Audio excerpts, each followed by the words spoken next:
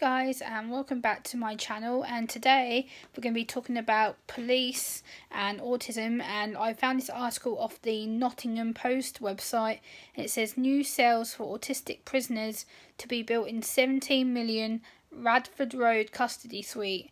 And it says training is also being provided to officers to help detainees in an alarming situation. New cells for autistic prisoners will be built at a new 17 million police custody suite in Radford Road, which is the first of its kind in the country in the UK. Major concerns have been raised that people with autism can find custody so stressful they sign an admission of guilt just to leave the facility. They are also alarmed by the harsh lighting and noisy surroundings, making it difficult for officers to interact with them. Well, yes, because for someone like myself on the autistic spectrum, going to a police facility or any police facility of that kind, even if it's just a general police station, you are going to have the harsh lighting, the noises, the crowds, the smell. It's going to drive them absolute bonkers. So yes, of course, it's going to drive them crazy. It drives our sensory overload into a complete and utter meltdown. So yeah, Nottingham University has been working with the police in police custody to help create a toolkit to deal with autistic detainees, which includes building these new cells. Dr. Chloe Holloway from the University of Nottingham School of Law carried out this research. She said that people with autism can find the custody environment so stressful that they may waive their legal rights to a lawyer as a sign of admission of guilt just to get out of the facility. Dr. Holloway has also added, my in-depth interview with autistic people who have been taken into police custody, they were confused about what was happening to them during their arrest due to difficulties with communication and a lack of accessible information. Well, yes, it's probably because they're using it to get out of the facility, and also the fact that when you're in that kind of environment, you don't know what's happening to you. They don't explain it. They just put you into the back of the police car, they take you to the station, and that's kind of that. The conditions of the custody suite, bright lights and loud noise, also made them feel very anxious. Well, yes, because if you're in a loud place like that and they give you something to be uncomfortable in, and you're going to hear noises, you're going to hear people walking around, you're going to hear people's voices, of course it's going to drive us nuts and anxious. Of course it is. It's something that we don't like being in. That situation is not practical for us. It's going to drive our anxiety absolute bonkers. So that's why they should have a quiet area or a sensory area where we can be interviewed in quiet, out the way of public and other people listening to our conversations. The materials developed for the toolkit are based on my findings, have been designed to meet the priorities of both staff and those in the detention.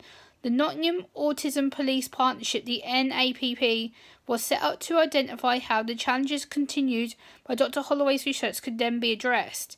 Nick Clark, who was arrested for actually bodily harm in 2005, has helped create this new model. He recalls police custody as like being marooned.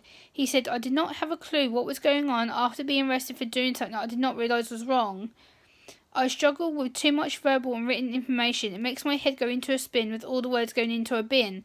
Exactly, because it's the sensory processing system. It's the overload.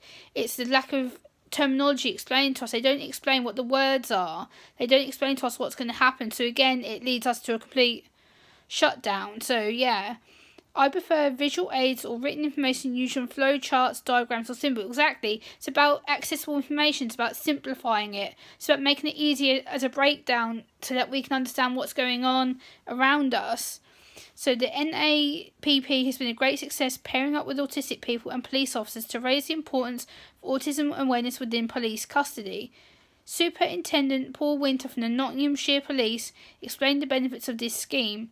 He said research indicates that autistic people are no more likely to commit an offence or be arrested than the general population. However, it is clear that their experiences of being arrested can result in very high levels of distress and anxiety. Well, yes, because again, it's the lack of information, it's the lack of processing, it's the lack of knowing what's going to be happening around us or to us during that time we're in the detention of the police officers. So again, it needs to be someone who understands autism and understands our struggles and the barriers that can come with being in a police facility or mental health police facility. So it says, that is why it's great to be part of this process, as now having identified as having an issue, we can ensure we put appropriate training into place with our officers as a consequence and deliver better outcomes. This includes regular training for police officers is crucial, e.g. the Autism Act and Disability Act, which is what I've added in as my own note. The new custody suite is being built in an ideal opportunity for us to invest time into getting the suite absolute right.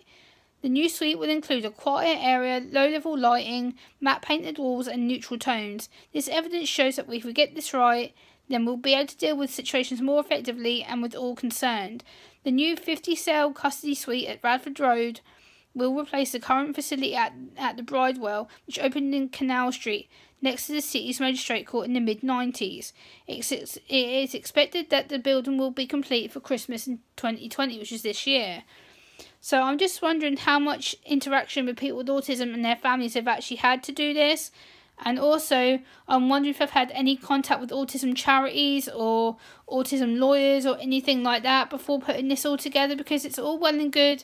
They try and plan this, they try and get people involved with autism and their families, but it sounds so much technical to me. Like, it just seems like it's another government document. It just seems that they're having to tick the boxes and get this done by a certain time frame. It doesn't seem like they've really had many autistic involvement. So I would like them to answer that for me if they could see this video.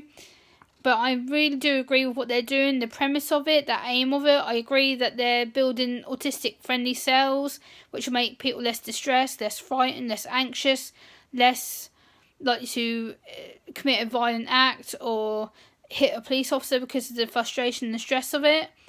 So, yeah, I do really agree with what this is and what they're doing for autistic detainees within the criminal system.